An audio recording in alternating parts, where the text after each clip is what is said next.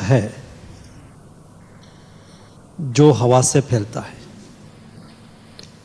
और ये वायरस बार बार म्यूटेट होके अपना स्वरूप बदलता रहता है। जी। आपने देखा होगा beta, gamma, delta, Omicron, Omicron BA.1, Omicron BA.2, Omicron BA.5 और अब वेरिएंट चल रहा है BF7 वो ओमिक्रॉन BF7 चल रहा है। तो अलग अलग अलग वायरस म्यूटेट होके फिर से वेव्स के रूप में दुनिया में फैलता है। इस बार आपने देखा होगा और हर बार यही रूट रहा है, चाइना, जापान, कोरिया, वहाँ से वेव का प्रारंभ होता है, बाद में यूरोप, अमेरिका और उसके बाद पैसिफिक आइलैंड कंट्री होते हुए साउथ अमेरिका। अभी आप ब्राजील में भी केस दिखने लगे हैं, जी। न्यूजीलैंड में भी केस दिखने लगे हैं और साउथ एशिया को हिट करता है। जी। तो मेरा अनुभव रहा है कि हर बार वहां से निकल के 20 से 35 दिन के बीच में साउथ एशिया में आ जाता है। तो जैसा वहां केस बढ़ना चालू हुआ है तो हमें प्रिकॉशन लेना बहुत आवश्यक है। India is a big country, huge diversity. ये सब स्थिति को देखते हुए हम इंडिया को कैसे बचाएं। जी। तो मोदी जी ने जिस तरह से देश को फर्स्ट वेव और सेकंड वेव से देश को बाहर निकाला, बचाया, थर्ड वेव नहीं आया, इंडिया में सर्ज होके खत्म हो गया क्योंकि हमारा 97% आज वैक्सीन कवरेज है। उसका हमें बहुत फायदा भी हुआ। इंडिया में वैक्सीन रिसर्च हुआ, इंडिया में मैन्युफैक्चरिंग हुआ और बहुत तेजी से देश में वैक्सीनेशन का कार्यक्रम चला। छोटी बात नहीं थी क्योंकि उस वक्त हम लोग काम करते थे। आपने ये भी देखा होगा 1,50,000 से अधिक वैक्सीनेशन सेंटर हर दिन कार्यरत होते थे। जी। कभी आपने ऐसा नहीं सुना होगा कि हम वैक्सीनेशन के लिए वैक्सीन सेंटर पर गए और वैक्सीन नहीं था। आपने ऐसा भी नहीं सुना होगा कि वैक्सीन था, वैक्सीनेटर नहीं था। आपने ऐसा भी नहीं सुना होगा कभी कि वैक्सीनेटर भी थे, वैक्सीन थे, लेकिन निडल नहीं थी। तीनों थे लेकिन सिरिंज नहीं थी, इसलिए वैक्सीनेशन आज नहीं हो पाया, कभी नहीं हो। और वो यही समय में दुनिया में सारी दिक्कतें आ रही थी। तो एक सफलता से देश में वैक्सीनेशन ड्राइव चली और देश थर्ड वेव को न सहते हुए सर्ज में, ओमिक्रॉन सर्ज आके ही हम सेफ हो गए। उसका रिजल्ट ये मिला कि आज दुनिया में सबसे पहले कोविड क्राइसिस के बाद इकोनॉमी रिवाइव हुई हो तो उसका नाम इंडिया है। जी। आज 7% जीडीपी ग्रोथ इंडिया में चल रहा है। हमारे लिए एक बहुत अच्छा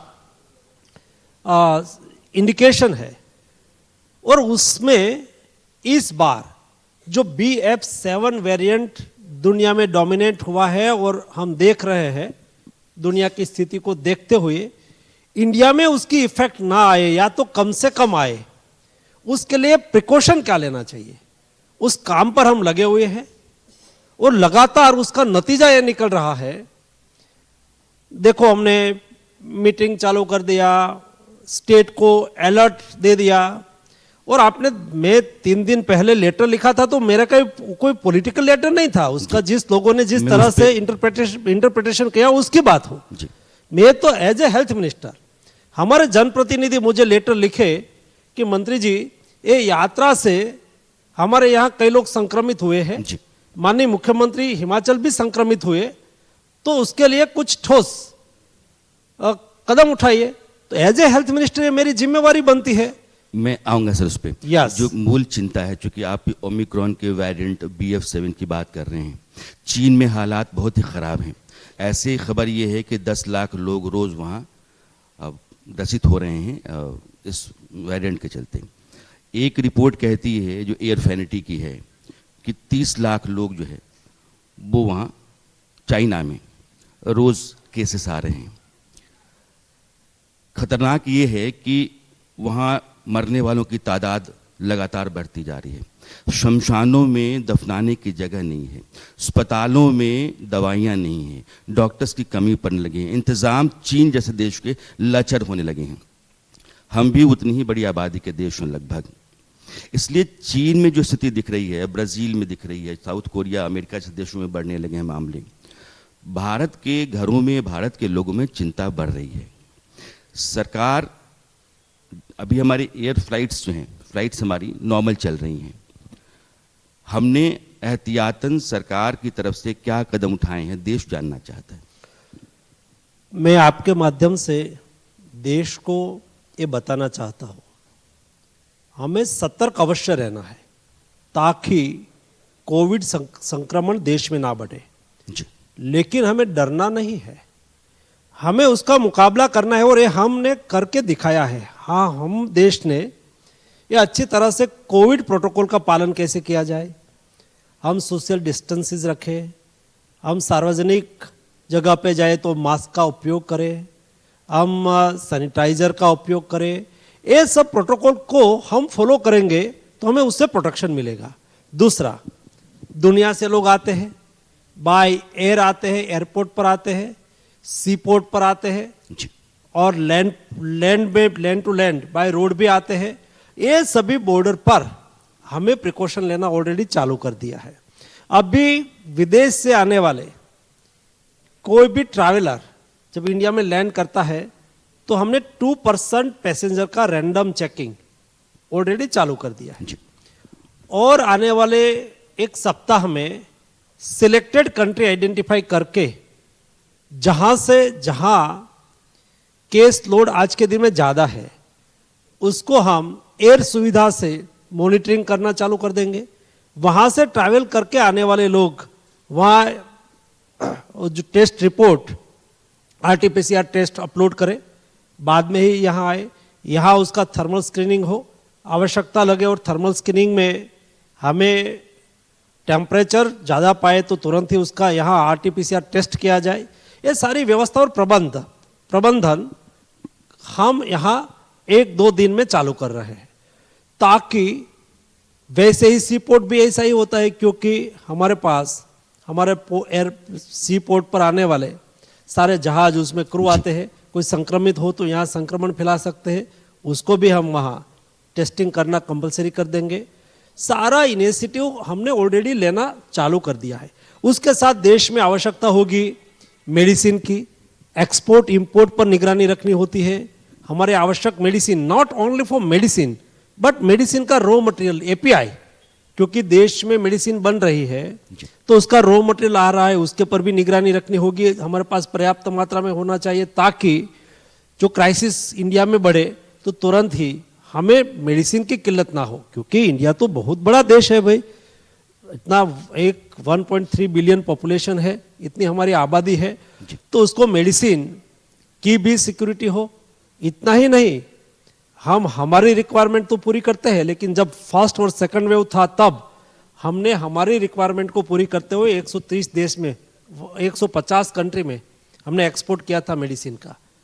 तो इस दृष्टि से हम सारी तैयारी स्टेप बाय स्टेप, 1 बाय 1 कर रहे हैं, ताकि देश में कोई भी स्थिति निर्माण हो तो हम अच्छी तरह से उसके सामने लड़ पाएंगे। आज 3 बजे मैं देश के सभी राज्य के हेल्थ मिनिस्टर के साथ भी मीटिंग कर रहा हूँ, ताकि स्टेट गवर्नमेंट को कौन से प्रोटोकॉल को फॉलो करना है, नेशनल इंटरनेशनल सिचुएशंस क्या है, उसको भी अवगत रख के इम्प्लीमेंटेशन अच्छी तरह से हो पाए, उसके लिए मीटिंग करेंगे।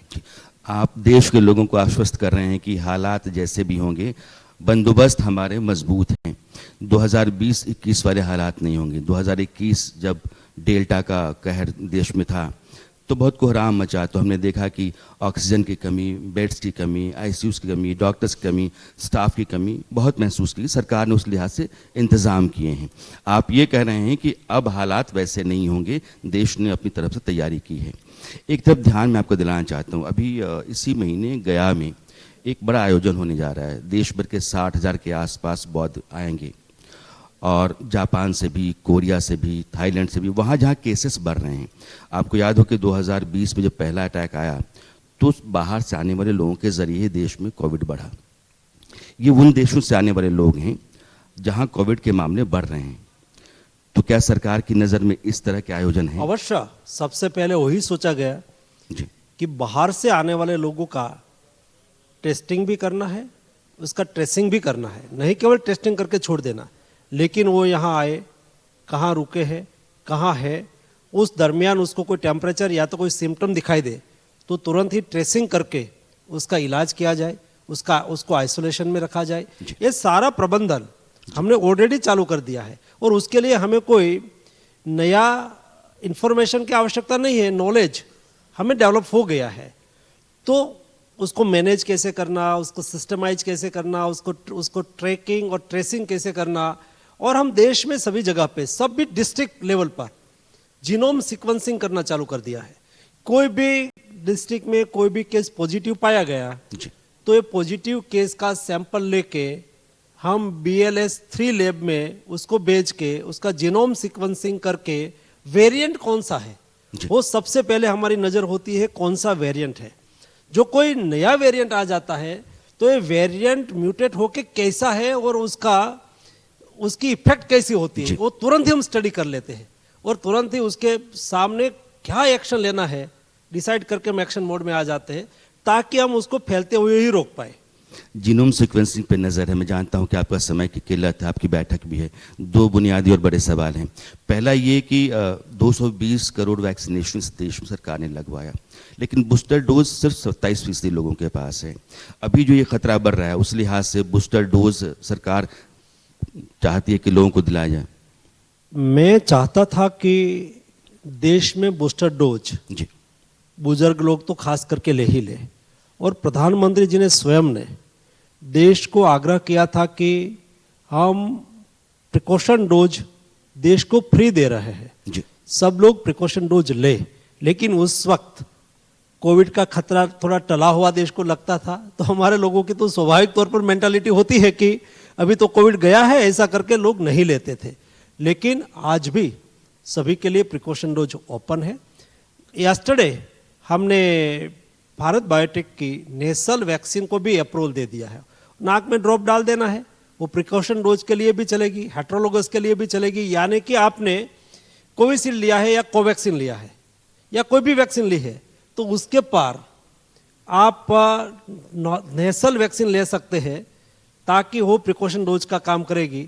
सारी व्यवस्था और सारी जो अपॉर्चुनिटी है हम जनता के लिए ओपन रखना चाहते हैं ताकि जनता अपने स्वयं को स्वस्थ रखने के लिए या तो स्वयं का स्वास्थ्य को सुनिश्चित करने में उसको असुविधा नहीं होनी चाहिए। जी देश के स्वास्थ्य मंत्री 4 बातें कह रहे हैं। कंक्लूड करने से पहले चारों बातों को मैं रखना चाहता हूं। सरकार ने एहतियाती बंदोबस्त कर लिए हैं, परेशान होने की ज़रूरत नहीं है। देश के लोगों को चिंता करने की ज़रूरत नहीं है, लेकिन प्रिकॉशन जो बरता जाता है उसको बरता जाना चाहिए। नेज़ल वैक्सीन है जो आप ले सकते हैं, वो भी एहतियात के तौर पर।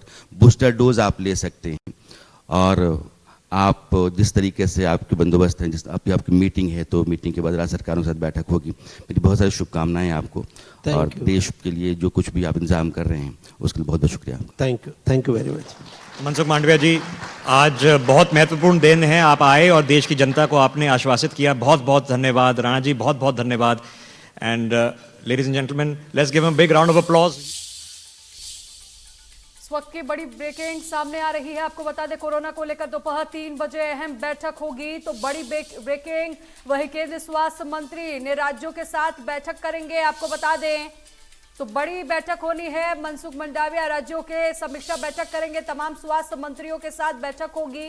कोविड प्रोटोकॉल का पालन करना जरूरी है, स्वास्थ्य मंत्री कह रहे हैं। वही भारत जोड़ो यात्रा से लोग संक्रमित हो रहे हैं, स्वास्थ्य मंत्री का बड़ा बयान आपको बता दें। और वही 3 बजे आज सभी राज्यों के स्वास्थ्य मंत्रियों के साथ केंद्रीय स्वास्थ्य मंत्री मनसुख मंडाविया बैठक करने वाले हैं। इस वक्त की बड़ी खबर आपको बता रहे हैं, मनसुख मांडविया राज्यों के मुख्य तमाम स्वास्थ्य मंत्रियों के साथ बैठक करेंगे। कोविड प्रोटोकॉल का पालन करना जरूरी है, भारत जोड़ो यात्रा से लोग संक्रमित हो रहे हैं। तो आपको बता दें इस वक्त की बड़ी खबर, आपको बता रहे 3 बजे बैठक होने वाली है।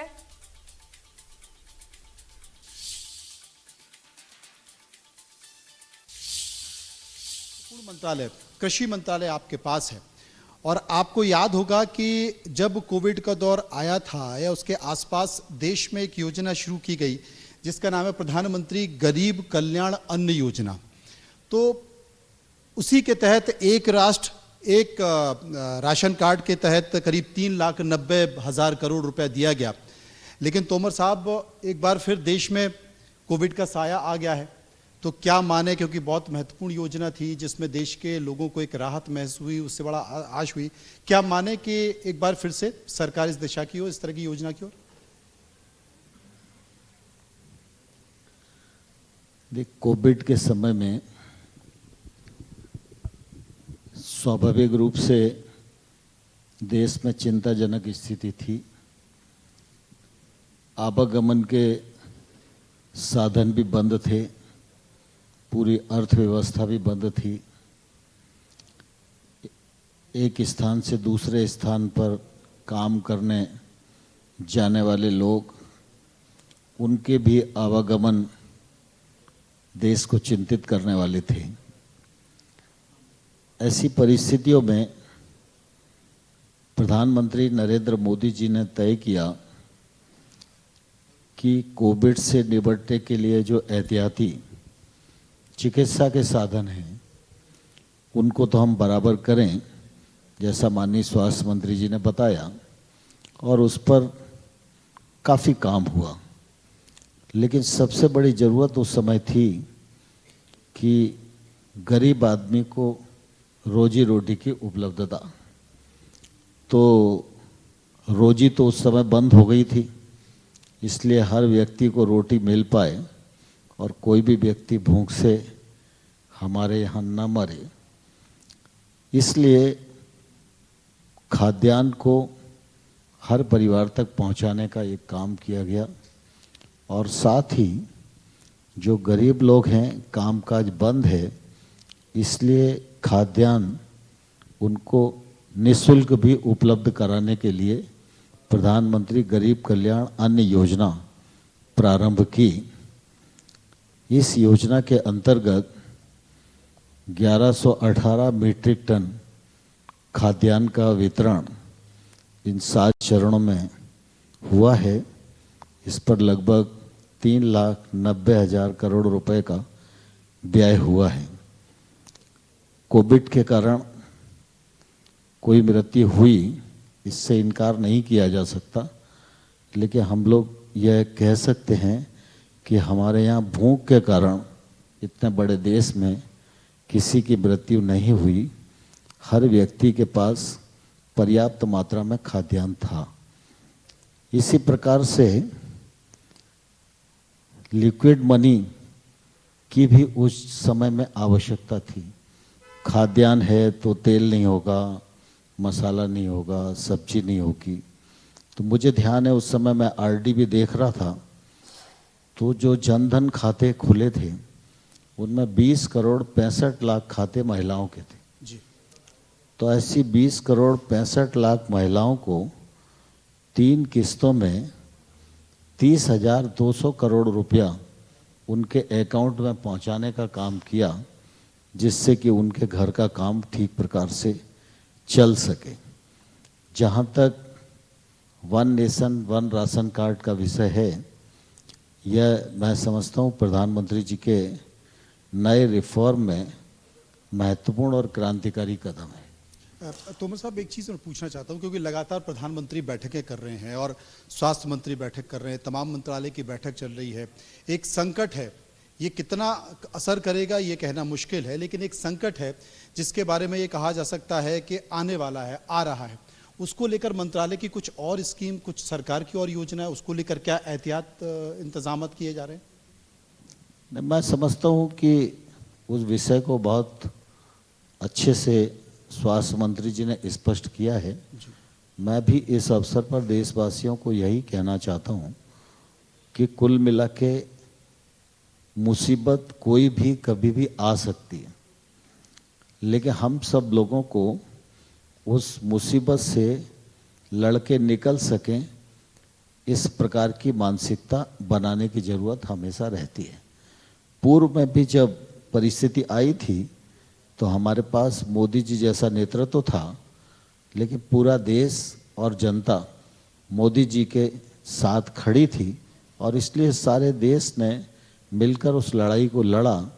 और हम इस बात पर संतोष व्यक्त कर सकते हैं कि देश की, दुनिया की बहुत सारी अर्थव्यवस्थाएं हैं, बहुत सारे टेक्नोलॉजी से परिपूर्ण देश हैं, उन सब में भी अगर तुलनात्मक दृष्टि से देखेंगे तो भारत ने मोदी जी के नेतृत्व में जनता के सहयोग से बहुत अच्छा किया, जिसको पूरी दुनिया में प्रशंसा मिली है। और आने वाले कल में भी अगर कोई परिस्थिति ऐसी बनेगी तो निश्चित रूप से यह देश इसके लिए तैयार रहेगा। चाइना के बारे में क्या करें, क्योंकि पहले चाइना की अर्थव्यवस्था की चर्चा होती थी, अभी चाइना ने पूरे विश्व के नाक में दम कर रखा है, हमारी सीमाओं पे हमको परेशान करता है, छेड़ता है। और अब जो कोविड फिर दूसरी बार, क्योंकि पहली बार भी आया और दूसरी बार भी अगर कोविड से कोई परेशान हो रहा है विश्व में, तमाम देश, वो भी चाइना से ही हो रहे हैं, क्या कहा जाए? देखिए, कुल मिला के मैं ऐसा समझता हूँ कि ये महामारी का दौर है। किसी भी देश में महामारी का संकट आए तो हमें संवेदना की दृष्टि से ही देखना चाहिए। जी। चाइना में है, अन्य देशों में उसकी उपस्थिति दर्ज हो रही है, तो हमारे यहाँ हम कैसे अपने नागरिकों को बचाएं, भारत सरकार का इस पर ध्यान केंद्रित है और इस दिशा में भारत सरकार एहतियाती कदम उठा रही है। यात्राओं का दौर चल रहा है देश में, एक बड़ी यात्रा चल रही है, भारत जोड़ो नाम की यात्रा है, राहुल गांधी उस यात्रा को लीड कर रहे हैं। और चूंकि पत्र लिखा गया उनको स्वास्थ्य मंत्री के द्वारा, तमाम सारी एडवाइजरी जारी की, आपको लगता है क्योंकि बहुत सारी भीड़ है, फिलहाल इस यात्रा पर रोक लगना चाहिए, आपका क्या मत है? मैं समझता हूँ कि जब इस प्रकार की कोविड की आहट सुनाई दी तो स्वाभाविक रूप से ऐसी परिस्थिति पर संज्ञान लेने की प्राथमिक जिम्मेवारी सरकार की होती है। जी। लेकिन जितनी सरकार की जिम्मेवारी है उतनी ही प्रतिपक्षी दलों की भी जिम्मेवारी है। इसे लेकर कोई प्रतिष्ठा का प्रश्न नहीं है। कुल मिला के इस देश के 130 करोड़ लोगों की जान सुरक्षित हो, यह हम सबकी चिंता का विषय होना चाहिए। और मैं समझता हूँ कि भीड़ से इस प्रकार की महामारी का प्रभाव बढ़ता है, तो उसके लिए जो पथ्य और परहेज जरूरी हैं वो उठाने की भी जरूरत है और स्वयं ये अनुशासन लोगों में दिखना चाहिए। वक्त की बड़ी खबर सामने आ रही है, आपको बता दें इस वक्त की बड़ी खबर, हर स्थिति से निपटने के लिए तैयार हैं। नरेंद्र सिंह तोमर ने बड़ा बयान दिया है, हर व्यक्ति के साथ पर्याप्त मात्रा में खाद्यान्न पहुंचाया गया। तो नरेंद्र सिंह तोमर का बड़ा बयान, उन्होंने कहा वन नेशन वन राशन महत्वपूर्ण योजना है, हर व्यक्ति के साथ पर्याप्त खाद्यान्न पहुंचाया गया है।